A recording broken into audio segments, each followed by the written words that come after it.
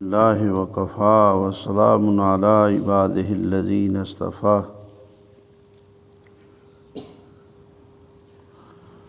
اما بعد فقال تعالی فی القرآن المجید والفرقان الحمید اعوذ باللہ من الشیطان الرجیم بسم اللہ الرحمن الرحیم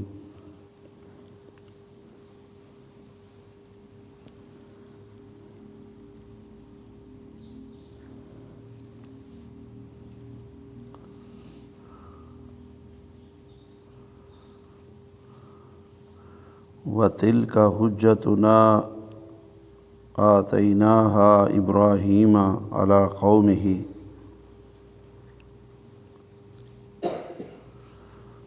نَرْفَعُ دَرَجَاتٍ مَّن نَّشَاءُ إِنَّ رَبَّكَ حَكِيمٌ عَلِيمٌ۔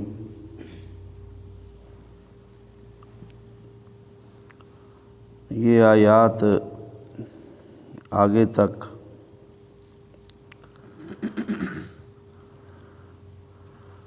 اللہ تعالیٰ نے فرمایا کہ یہ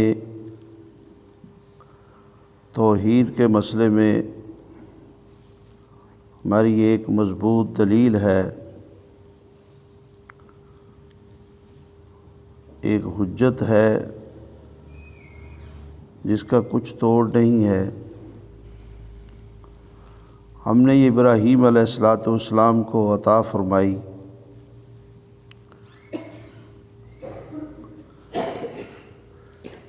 پیچھے والی آیات میں حضرت ابراہیم علیہ السلام کا تذکرہ جاری ہے۔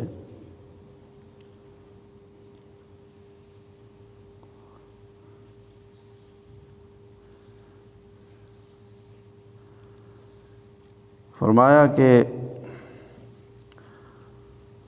ابراہیم علیہ السلام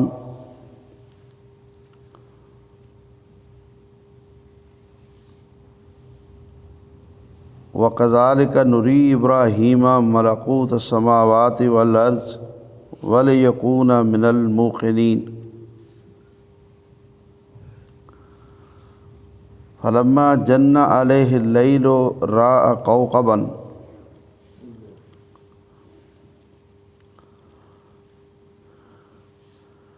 ہم نے ابراہیم علیہ السلام کو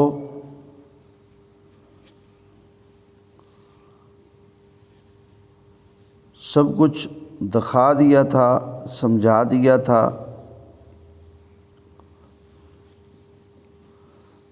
ہم نے ان کو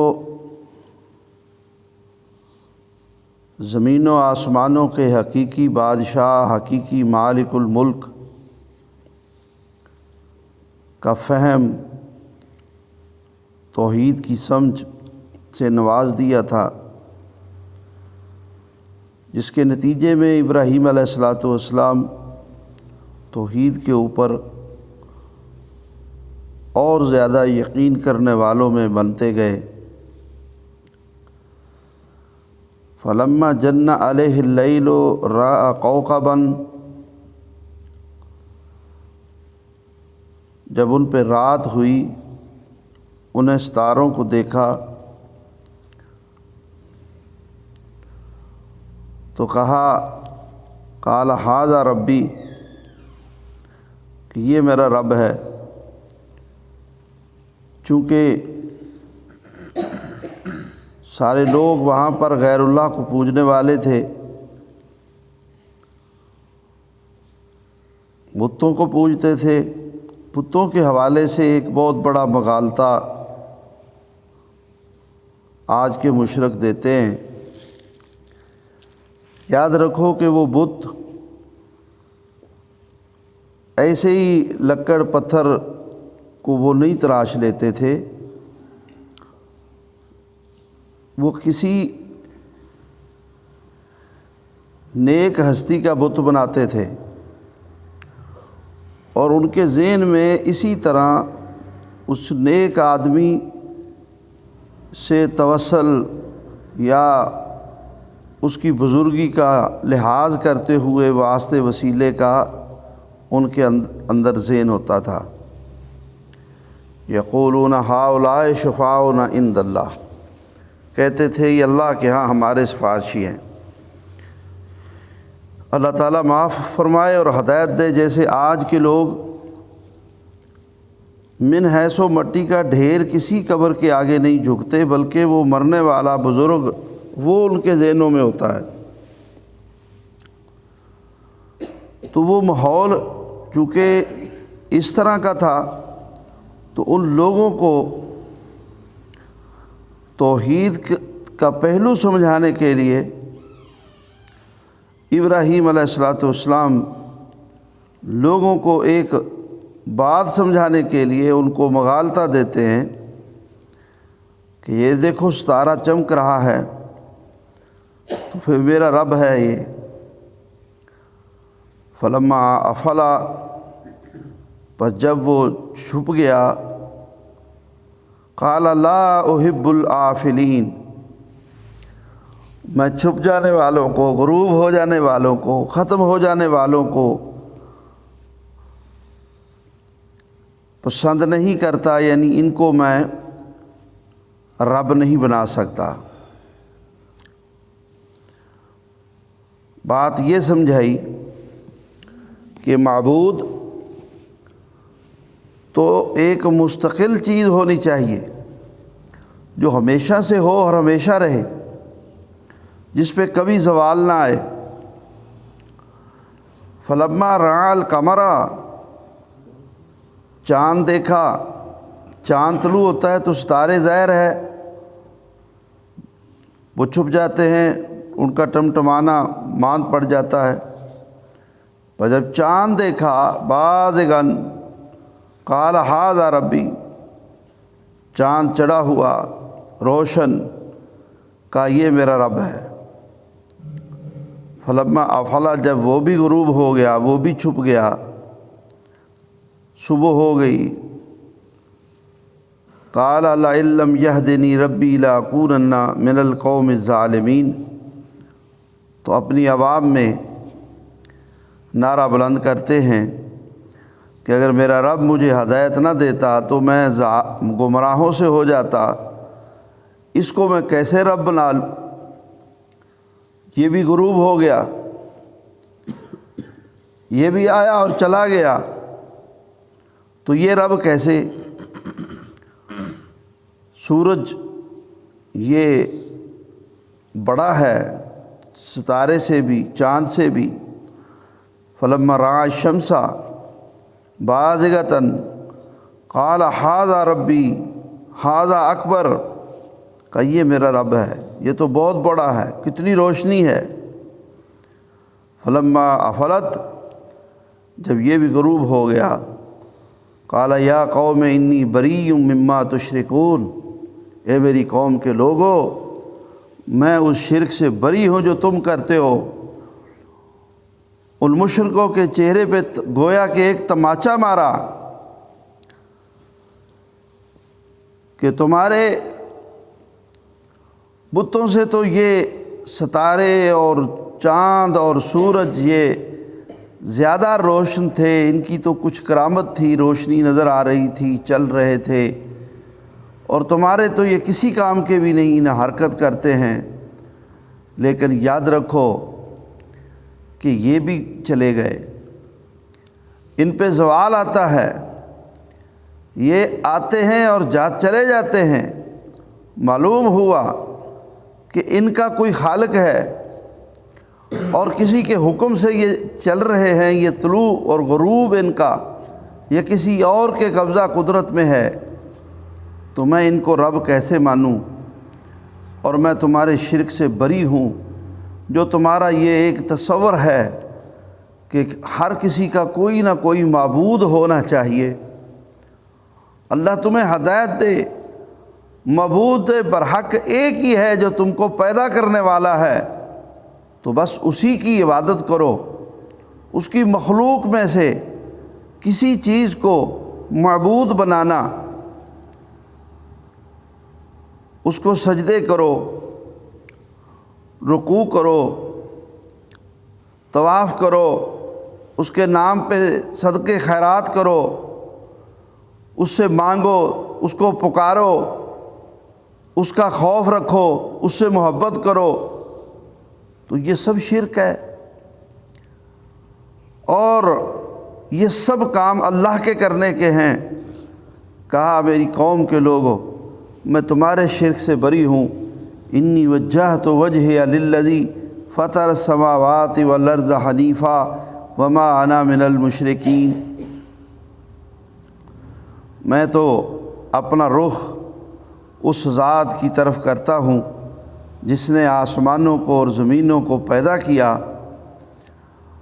ان کا خالق ہے، زمین و آسمانوں کی مخلوق کو پیدا کرنے والا ہے۔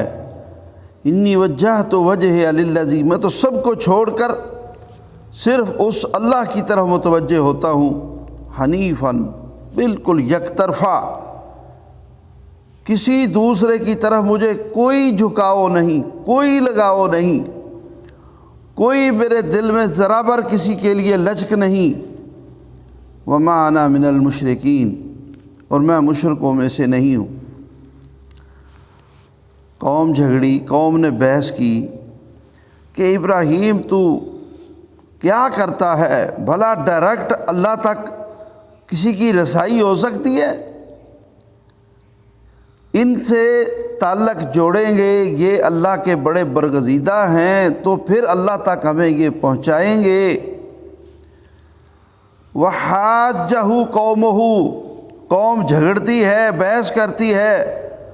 قال اتحاجونی فی اللہ وقد ہدانی، کہا کیا تم مجھ سے میرے اللہ کے بارے میں جھگڑتے ہو؟ وقد ہدانی، اور اس نے مجھے ہدایت سے نوازا ہے۔ ولا اخاف ما تشرکون بہ الا ان یشاء ربی شیئا، میں بالکل نہیں ڈرتا جو تم اللہ کے ساتھ شرک کرتے ہو، مجھے کوئی ڈر خوف نہیں، تم میرا کچھ نہیں بگاڑ سکتے۔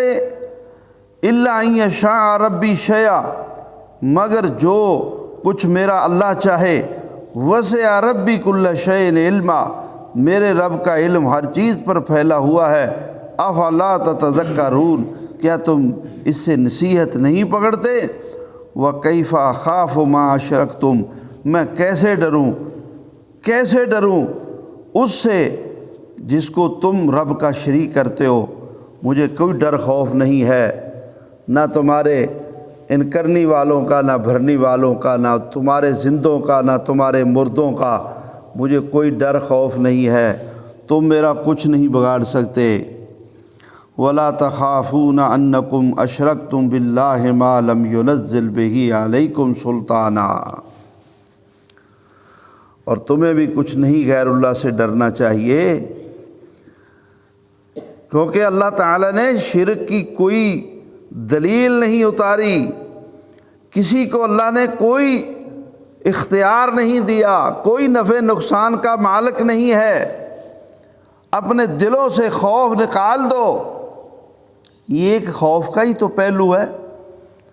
کہتے ہیں کہ اگر ہم نے ان پیر سائیوں کے بارے میں کچھ بات کی تو یہ تو ہمارے بچے مار دیں گے، یہ ہمارا کاروبار تباہ کر دیں گے، یہ تو سب کچھ ہمارا برباد کر دیں گے۔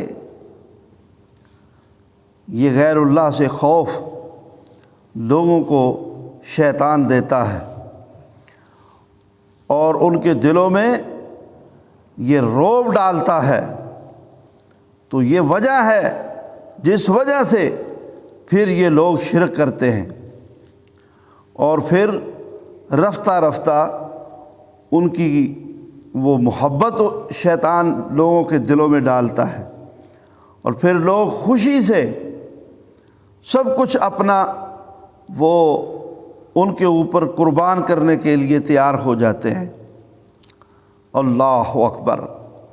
تو گویا کہ ڈرنا تھا تو اللہ سے، یہ ڈر رہے ہیں غیر اللہ سے۔ محبت کرنی تھی اللہ سے، یہ کر رہے ہیں غیر اللہ سے۔ عبادت کرنی تھی اللہ کی، یہ کر رہے ہیں غیر اللہ کی۔ تو یہی شرک ہے، اس بات کو بخوبی سمجھ لیں۔ فرمایا ما لم ينزل به علیکم سلطانا فأی الفریقین حق بالغم ان کنتم تعلمون۔ یہ دو گروہ ہیں، ایک موحدوں کا اور ایک مشرکوں کا، تو خوب سمجھ لو کون محفوظ ہے، کون امن میں ہے، کون حق پہ ہے اور کون باطل پہ ہے۔ تو فرمایا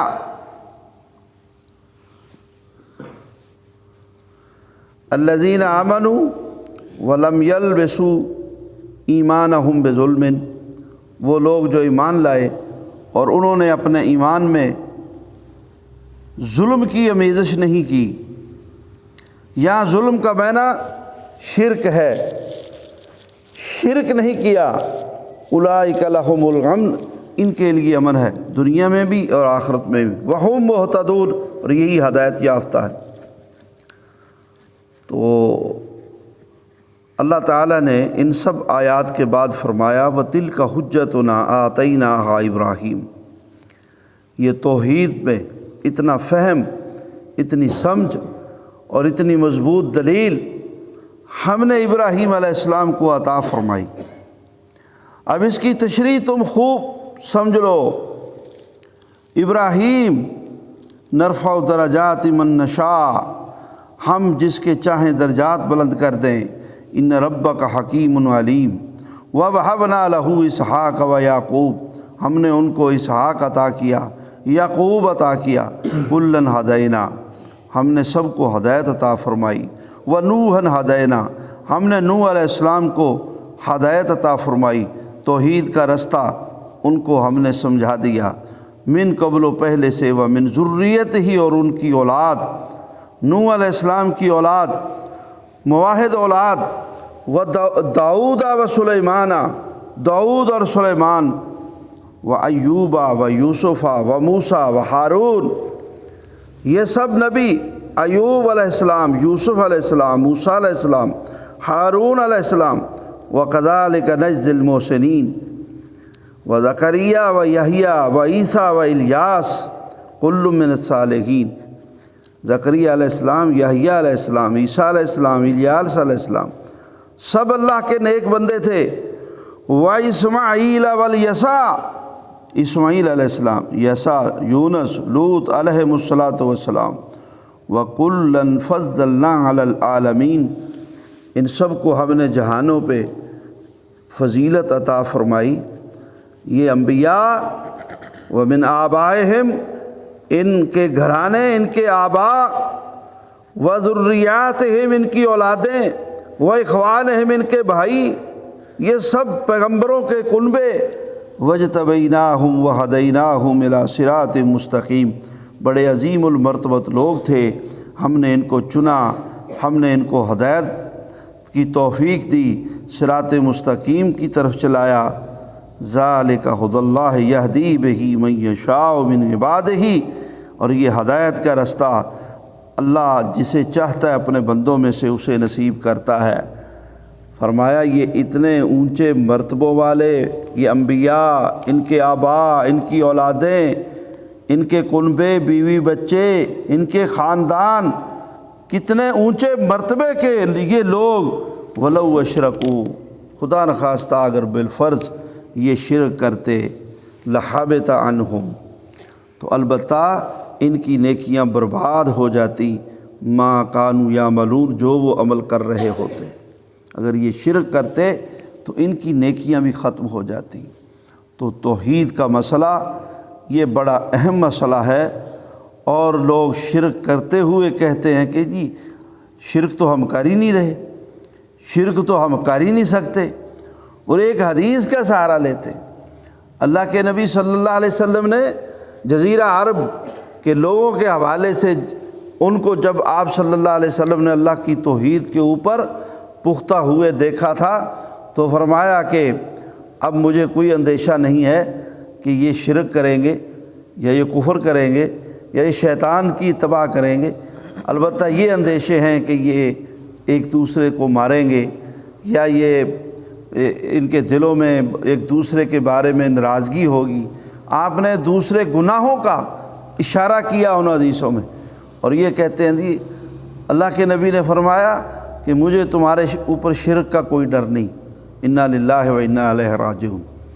جو لوگ شرک کریں، کلمہ گو ہوں یا غیر کلمہ گو ہوں، قرآن کی زبان میں سمجھ لیں کہ اللہ تعالیٰ نے فرمایا ہے کہ جو لوگ اپنے ایمان میں شرک کی آمیزش کریں گے، جو لوگ الذین آمنوا ولم یلبسوا ایمانہم بظلم اولئک لہم الامن وہم مہتدون، جو لوگ اپنے ایمان کے ساتھ شرک کی آمیزش نہیں کریں گے وہ امن کے حقدار ہیں، وہ موحد ہیں، وہ ہدایت یافتہ ہیں۔